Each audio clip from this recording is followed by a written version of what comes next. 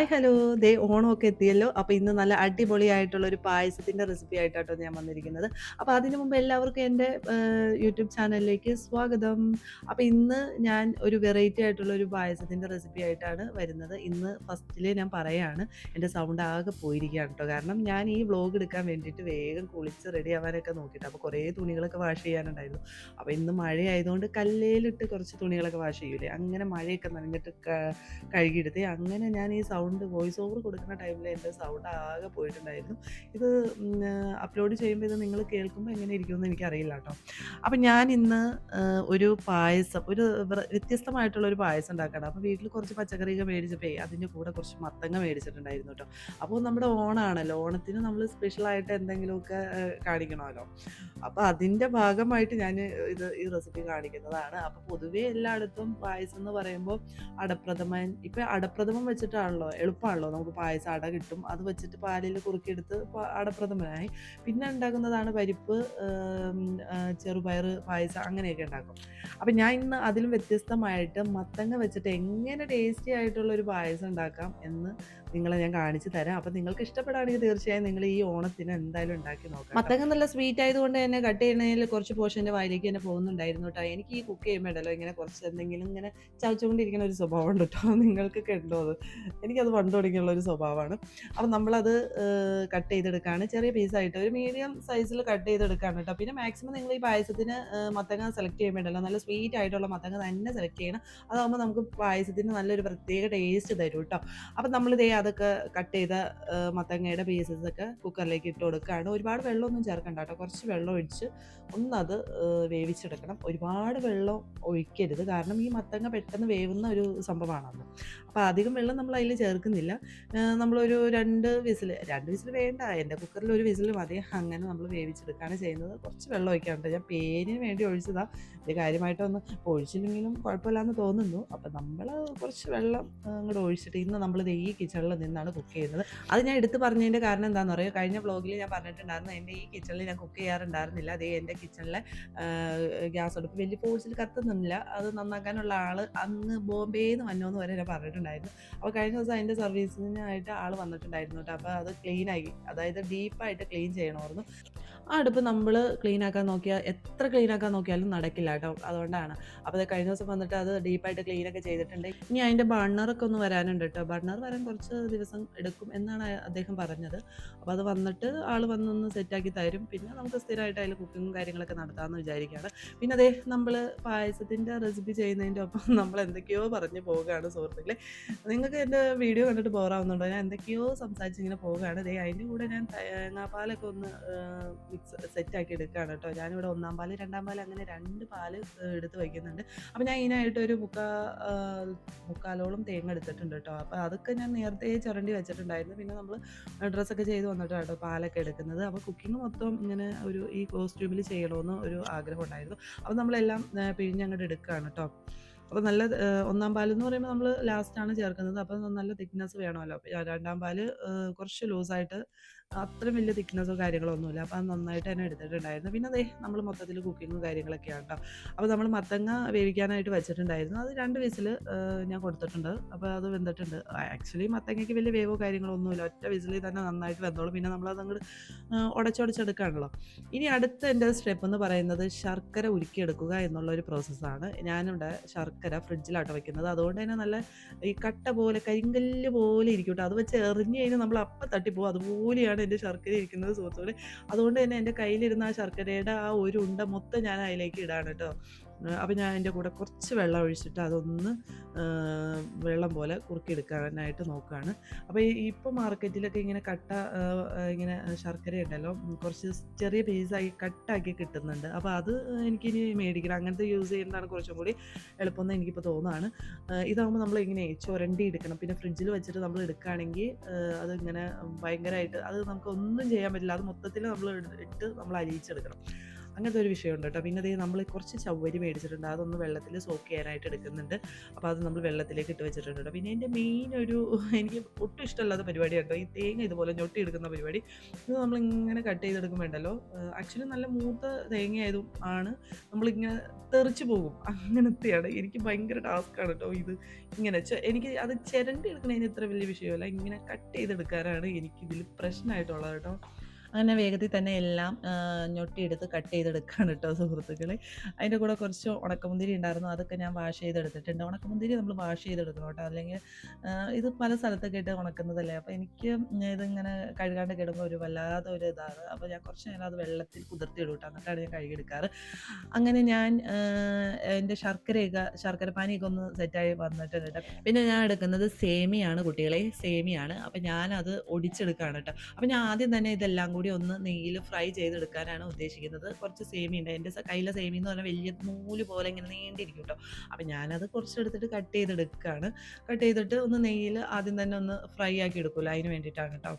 അപ്പം ഞാൻ പായസം ഉണ്ടാക്കുമ്പോൾ പൊതുവേ ഇങ്ങനെ സേമി ഇടും കേട്ടോ. എനിക്ക് ഒരുപാട് സേമി ഇങ്ങനെ കിടക്കുന്നത് ഇഷ്ടമല്ല. ഞാൻ പാൽപ്പായസം ഉണ്ടാക്കുമ്പോൾ അതിൽ സേമി കുറച്ച് കൂടുതലിടും, അല്ലാത്ത പായസങ്ങളിൽ ഞാൻ കുറച്ച് ലൈറ്റായിട്ട് ഇങ്ങനെ സേമി ഇട്ട് കൊടുക്കാറുണ്ട് കേട്ടോ. അപ്പം ഞാൻ ഇതേ മത്തങ്ങയൊക്കെ ഒന്ന് വെന്തിട്ടുണ്ട്. അപ്പോൾ ഞാൻ കയ്യിലെടുത്തുകൊണ്ട് ഒന്ന് ഉടച്ച് കൊടുക്കുന്നത് കേട്ടോ. നന്നായിട്ട് തന്നെ ഉടച്ച് കൊടുക്കണം, ഇങ്ങനെ തരി പോലെ കിടക്കാനും പാടില്ല കേട്ടോ. നന്നായിട്ട് അതിങ്ങനെ അലിഞ്ഞ് ചേരണം പായസത്തിൽ.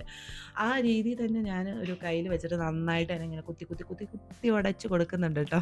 കുറച്ച് ടൈം എടുക്കും, എന്നാലും വേണ്ടില്ല, നല്ല ടേസ്റ്റാണ്. അങ്ങനെ കുറച്ച് നേരം ഉടച്ച് കഴിഞ്ഞപ്പോൾ ഉണ്ടല്ലോ നന്നായിട്ട് തന്നെ ഉടഞ്ഞ് മിക്സ് ആയിട്ടുണ്ടായിരുന്നു കേട്ടോ. ഇനി എളുപ്പപ്പണി വേറെ ഉണ്ട്, നമ്മുടെ മിക്സിയുടെ ജാറിലേക്ക് ഇത് തട്ടിയിട്ട് കൊടുത്ത് ഒന്ന് അടിച്ചെടുത്താലുണ്ടല്ലോ ഇത് പെട്ടെന്ന് തന്നെ ബ്ലെൻഡ് ആയി കിട്ടും കേട്ടോ. അപ്പം ഞാൻ മിക്സിയുടെ ജാറൊന്നും എടുക്കാൻ പോയില്ല. ആക്ച്വലി ഈ മത്തങ്ങ എന്നൊക്കെ പറയുന്നത് നമ്മൾ സിമ്പിളായിട്ട് വെന്ത് കിട്ടുന്ന ഒരു സാധനമാണ്. അതിപ്പോൾ നമ്മുടെ കയ്യിൽ ചുമ്മാ എടുത്ത് ഇങ്ങനെ നെക്കി വെച്ച് കൊടുത്താൽ അങ്ങനെ ഉടഞ്ഞു വരും എന്നുള്ളതാണ് സത്യം. അതുകൊണ്ട് പിന്നെ നമ്മൾ മിക്സിയുടെ ജാറോ കാര്യങ്ങളോ എടുക്കാനൊന്നും പോയില്ല. ഇനിയാണ് നമ്മുടെ ജോലി മെയിനായിട്ട് ഇവിടെ തുടങ്ങുന്നത്. ഇത്ര കാര്യങ്ങൾ നമ്മളിങ്ങനെ അതായത് നമ്മൾ ഒരു പായസത്തിന് വേണ്ടിയിട്ടുള്ള കാര്യങ്ങളൊക്കെ ഇങ്ങനെ കൂട്ടി എടുക്കുന്ന ഒരു പരിപാടിയായിരുന്നു ഇത്ര നേരം നിങ്ങൾ കണ്ടുകൊണ്ടിരിക്കുന്നത്. ഫൈനലി നമ്മൾ പായസം ഉണ്ടാക്കുന്ന ഒരു പ്രോസസ്സ് സ്റ്റാർട്ട് ചെയ്യുന്നത് ഇവിടെയാണ് കേട്ടോ. അപ്പം ആദ്യം നമ്മൾ കുറച്ച് സാധനങ്ങൾ, അതായത് നമ്മുടെ കാഷ്യൂ നട്ട്സ്, കിസ്മിസ്, തേങ്ങ കൊത്ത്, അതൊക്കെ ഒന്ന് ഫ്രൈ ആക്കി എടുക്കുകയാണ് കേട്ടോ. അതിനായിട്ട് നമ്മൾ ഒരു 3-4 ടീസ്പൂൺ നെയ്യ് ഒഴിച്ച് കൊടുത്തിട്ട് അതിലേക്ക് ഇട്ടിട്ട് നന്നായിട്ട് ഫ്രൈ ആക്കി കൊടുക്കുകയാണ്. ആദ്യം നമ്മൾ തേങ്ങയാട്ടോ ഫ്രൈ ആക്കി കൊടുക്കുന്നത്, കാരണം തേങ്ങയ്ക്ക് കുറച്ച് കുക്കിംഗ് കൂടുതൽ വേണമല്ലോ. നമ്മൾ ചെറിയ പീസാക്കി കട്ടാക്കി ഇടുന്നതാണല്ലോ. ബാക്കിയുള്ളതൊന്ന് ഫ്രൈ ആവണേക്കായി കുറച്ച് ടൈം എടുക്കുന്നത് ഈ തേങ്ങ ഒന്ന് ഫ്രൈ ആക്കി എടുക്കാനാണ്. അതിട്ട് ഒന്ന് ഫ്രൈ ആക്കി കയറ്റിയതിന് ശേഷം പിന്നെ നമ്മൾ അടുത്ത സ്റ്റെപ്പ് ഇട്ട് കൊടുക്കുകയാണ്. അതായത് നമ്മുടെ കാഷ്യൂ നട്ട്സും കിസ്മിസും കൂടി ഇട്ട് കൊടുക്കാം കേട്ടോ. ആദ്യം ഞാൻ കിസ്മിസാണ് ഇട്ട് കൊടുത്തത്, അതിന് ശേഷമാണ് നമ്മൾ കാഷ്യൂ നട്ട്സ് ഇട്ട് കൊടുക്കണേ കേട്ടോ. അല്ലെങ്കിൽ കാഷ്യൂ നട്ട്സ് ആ വൈറ്റ് ആയതുകൊണ്ട് തന്നെ അത് പെട്ടെന്ന് കരിഞ്ഞു പോകും, അതുകൊണ്ടാണ്. അപ്പം നമ്മളിങ്ങനെ ഓരോന്ന് സ്റ്റെപ്പ് ബൈ സ്റ്റെപ്പായിട്ടാണ് നമ്മൾ ഈ നെയ്യിലേക്ക് ഇട്ട് കൊടുത്ത് ഫ്രൈ ആക്കി എടുക്കുന്നത്. പിന്നെ നമ്മൾ ലാസ്റ്റ് ചേർക്കുന്നതാണ് നമ്മുടെ സേമി. ആ സേമി എന്ന് പറയുന്ന സംഭവം നമ്മൾ അതിലേക്ക് തട്ടിയിട്ട് കൊടുത്തു. പിന്നെ നമ്മളത് പയ്യെ അങ്ങോട്ട് മിക്സ് ചെയ്ത് കൊടുക്കണം. ഈ സേമിക്ക് ഒരു പ്രശ്നം കൂടി ഉണ്ട് കേട്ടോ. നമ്മൾ നെയ്യിലിട്ട് നമ്മളിങ്ങനെ ഫ്രൈ ആക്കി എടുക്കുമ്പോഴല്ലോ അതിങ്ങനെ പൊട്ടിത്തെറിച്ച് പുറത്തേക്ക് ചാടി പോകും, അങ്ങനത്തെ ഒരു സംഭവമാണ്. നമ്മുടെ കയ്യിലേക്ക് അത് നമ്മൾ ഭയങ്കര കെയർഫുള്ളായിട്ട് എടുക്കേണ്ട സാധനം തന്നെയാണ് കേട്ടോ ഈ സേമി. അല്ലെങ്കിൽ ഇങ്ങനെ പൊട്ടിത്തെറിക്കും, അത് തീ കിടക്കുന്നത് കൊണ്ടാണ് ഈ ചൂടടിക്കുമ്പോഴത്തേക്കും അങ്ങനെ പൊട്ടിത്തെറിക്കുന്ന ഒരു സ്വഭാവമുണ്ട്. അങ്ങനെ നമ്മൾ ഫൈനലി ഇതും കൂടി, അതായത് നമ്മുടെ സേമിയും കൂടി നെയ്യിലിട്ടൊന്ന് ഫ്രൈ ആക്കി എടുത്തിട്ടുണ്ട് കേട്ടോ. അതിനെ നമ്മൾ ഫ്രൈ ആക്കി കയറ്റി എടുത്തിട്ടുണ്ട്. പിന്നെ നമ്മൾ ആ നെയ്യിലേക്ക് ഇട്ട് കൊടുക്കുന്നത്, പിന്നെ കാര്യമായിട്ട് വലിയ നെയ്യോ കാര്യങ്ങളോ അതിലുണ്ടായിരുന്നില്ല. പിന്നെ നമ്മൾ കുറച്ച് നെയ്യ് ആ ഉരുളിയിലേക്ക് ഇട്ട് കൊടുത്തിട്ട് നമ്മൾ വേവിച്ച് വെച്ചിരിക്കുന്ന ആ മത്തങ്ങയുടെ കൂട്ടുണ്ടല്ലോ, ആ മത്തങ്ങ ആ നെയ്യിലിട്ട് നന്നായിട്ട് മുരിപ്പിച്ചെടുക്കണം കേട്ടോ. നന്നായിട്ട് ആ നെയ്യൊക്കെ അതിൽ കിടന്ന് നന്നായിട്ട് പിടിക്കണം. ആ രീതിയിൽ ഞാനിങ്ങനെ മത്തങ്ങ മിക്സാക്കി കൊടുക്കുന്നുണ്ട് കേട്ടോ. അപ്പം നിങ്ങൾ ഉണ്ടാക്കുമ്പോൾ ഇതുപോലെ ചെയ്ത് കൊടുക്കണം കേട്ടോ. എന്നാലാണ് ആ ഒരു നല്ലൊരു ഫ്ലേവറാണ്, നല്ല ഫ്ലേവറും ടേസ്റ്റും മണവും ഒക്കെയാണ് നമുക്ക് ഈ പായസം ഇവിടെ ഉണ്ടാക്കി കഴിഞ്ഞിട്ട്. പൊതുവേ പായസം വീട്ടിലുണ്ടാക്കി കഴിഞ്ഞാൽ ചുറ്റുവട്ടത്തുള്ളവർക്കൊന്നും കിടക്കാൻ പറ്റില്ല. സത്യം പറഞ്ഞാൽ നമ്മുടെ വീട്ടിലൊരു എന്തെങ്കിലും ഫുഡൊക്കെ കുക്ക് ചെയ്യുമ്പോൾ ഉണ്ടല്ലോ, ആ സ്മെല്ല് നമുക്ക് കിട്ടണേക്കാൾ കൂടുതൽ പുറത്തുള്ളവർക്കൊക്കെയാണ് കിട്ടുന്നത് അല്ലേ.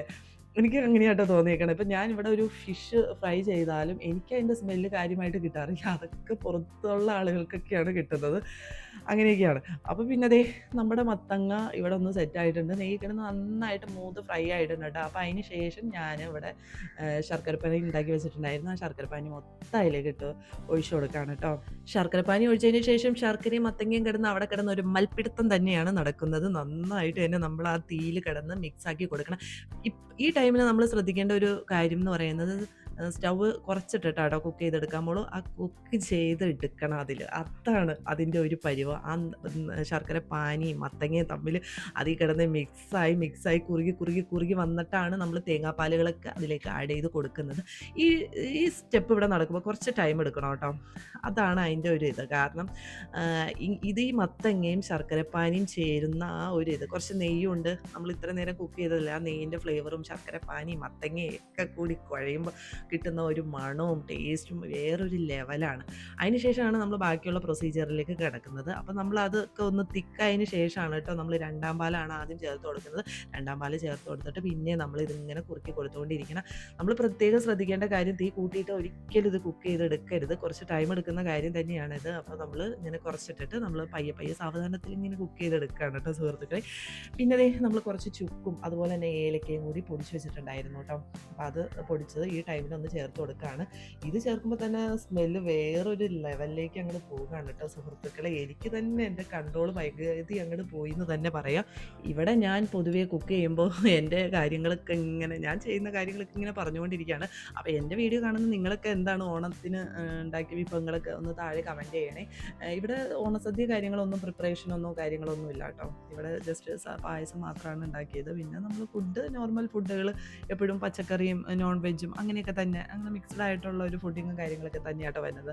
അപ്പോൾ പിന്നെ നമ്മൾ പായസം വെച്ചപ്പോൾ അവിടെയൊക്കെ ഇങ്ങനെ അടുപ്പൊക്കെ ഒന്ന് വൃത്തികേടായി കിടന്നു. അപ്പോൾ എനിക്ക് 2 വെന്തിപ്പ് കിട്ടി കേട്ടോ. അത് കഴിഞ്ഞ ദിവസം പിള്ളേർക്ക് സ്കൂളിൽ ഓണ സെലിബ്രേഷൻ ഉണ്ടായിരുന്നു. അപ്പോൾ പൂക്കളം ഉണ്ടാക്കാൻ വേണ്ടിയിട്ട് ഫ്ലവറൊക്കെ മേടിച്ചതാണ്. അപ്പോൾ അതിൽ നിന്ന് 2 ഞാൻ വിത്തിനായിട്ട് മാറ്റി വെച്ചതാട്ടോ. അപ്പോൾ ഞാനിപ്പോൾ ഈ വീഡിയോ എടുക്കുന്ന ടൈമിൽ ഞാൻ ചുമ്മാ വീഡിയോക്ക് പോസ് ചെയ്യാൻ വേണ്ടിയിട്ട് 2 വെന്തിപ്പ് കൊടുത്ത് വെച്ചതാണ്. നല്ല സ്മെല്ലാട്ടോ. എനിക്ക് പണ്ടൊക്കെ ഇതൊക്കെ ഞങ്ങളുടെയൊക്കെ വീട്ടിലുണ്ടായിരുന്നു. ഇപ്പോൾ ഇതൊക്കെ ഇങ്ങനെ കാണാനേ ഇല്ല. ഇപ്പോൾ എല്ലാം മോഡേൺ ആയിട്ടുള്ള പ്ലാന്റ്സും കാര്യങ്ങളൊക്കെയാണ് വന്നേക്കുന്നത്. ഇങ്ങനത്തെ ഫ്ലവറിംഗ് ഒന്നും ഇപ്പോൾ നമ്മുടെ നാട്ടിൻപുറത്തെ ഒരു വീടുകളിൽ അങ്ങനെ കാണാനില്ല കേട്ടോ. പക്ഷേ എൻ്റെ വീട്ടിലുണ്ട്. എൻ്റെ വീട്ടിൽ ഉമ്മാക്ക് എവിടെന്നോ ഇങ്ങനെ വിത്തൊക്കെ കിട്ടി ഇങ്ങനെ അവിടെ 2 തൈയൊക്കെ ഇങ്ങനെ നിൽക്കുന്നുണ്ട് കേട്ടോ.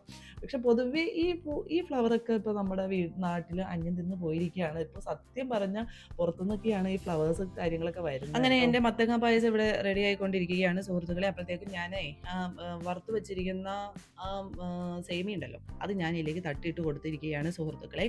പിന്നെ നമ്മൾ കുറച്ച് നേരം ആ സേമിയ ഇട്ടൊന്ന് അതൊന്ന് വെന്തിട്ടണമല്ലോ. അപ്പോൾ അത് ഒന്ന് ഇട്ടിട്ട് ഒന്ന് മിക്സ് ചെയ്ത് കൊടുക്കുകയാണ്. പായസം ഉണ്ടാക്കുമ്പോൾ തന്നെ നമ്മൾ ശ്രദ്ധിക്കേണ്ട മെയിനായിട്ടുള്ള കാര്യം, നമ്മൾ എപ്പോഴും അതിങ്ങനെ മിക്സ് ചെയ്ത് കൊടുത്തുകൊണ്ടിരിക്കണം. എപ്പോഴാണ് ഇത് അടിയിൽ കട്ട കെട്ടണേന്ന് അറിയില്ല, അതുകൊണ്ടാണ് കേട്ടോ. അപ്പോൾ നമ്മളിങ്ങനെ മിക്സ് ചെയ്ത് ഇങ്ങനെ കൊടുത്തുകൊണ്ടിരിക്കുകയാണ് സുഹൃത്തുക്കളെ. പിന്നെ നമ്മൾ സേമിക്ക് അധികം വേവോ കാര്യങ്ങളോ ഒന്നുമില്ല. നമ്മളത് ഇട്ട് കഴിഞ്ഞാൽ ഒരു 1 മിനിറ്റ് മതി സേമിയൊക്കെ സത്യം പറഞ്ഞാൽ വേവാനായിട്ട്. അത് വെന്തിട്ടുണ്ടായിരുന്നു. പിന്നെ അത് നമ്മൾ കുറച്ച് കഴിഞ്ഞപ്പോൾ ചൗരി വെള്ളത്തിൽ സോക്ക് ചെയ്യാൻ വെച്ചിട്ടുണ്ടായിരുന്നല്ലോ, ആ ചൗരിയും കൂടി ഇട്ടിട്ടുണ്ട് കേട്ടോ. ഈ ചൗരി ചേർക്കുമ്പോൾ നല്ലൊരു ടേസ്റ്റും പായസം ഒന്ന് കുറുകുറുവോട് കൂടി വരും കേട്ടോ. നല്ല കുറുകുറുപ്പായിരിക്കും. ഞാൻ സത്യം പറഞ്ഞാൽ നിങ്ങൾ വിശ്വസിക്കുമെന്ന് അറിയില്ല, ഞാൻ ആദ്യമായിട്ടാണ് പായസത്തിൽ ഇതുപോലെ ചൗരി ഇടുന്നത് കേട്ടോ. ചൗരി ഇട്ട് പരീക്ഷിക്കുന്നത് ആദ്യമാണ്.